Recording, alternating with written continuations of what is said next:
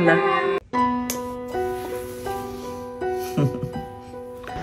বুবলি বারবার কি প্রমাণ করতে চাচ্ছে যে সাকিব এবং বীরের সঙ্গে আগের মতোই যোগাযোগ রয়েছে?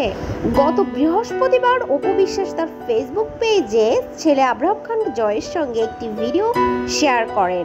সাথে সাথেও বুবলি একটি ভিডিও শেয়ার করে তার পেজে এবং সে বোঝাতে চায় যে বীরের সঙ্গে সাকিবের সেই মাখো খুব সুন্দর একটা সম্পর্ক চলছে। কিন্তু ছবির দিকে তাকালে স্পষ্টভাবে বোঝা যাচ্ছে এটা একটা শীতকালের ছবি। গায়ে কম্বল, মাথায় ঘন কেশ। বর্তমানে সাকিবের কিন্তু এগুলো নেই। বর্তমানে তাণ্ডব মুভির দিকে তাকালেই সাকিবের চেহারা স্পষ্ট ভাবে ফুটে উঠবে যে সাকিবের এই ছবি অনেকটা বছর আগে। কিন্তু বুবলি এগুলো করে কি বোঝাতে চাচ্ছে দর্শক? আপনাদের কি মনে হয়? আপনাদের মতামত অবশ্যই কমেন্ট বক্সে চাইলে জানাতে পারেন।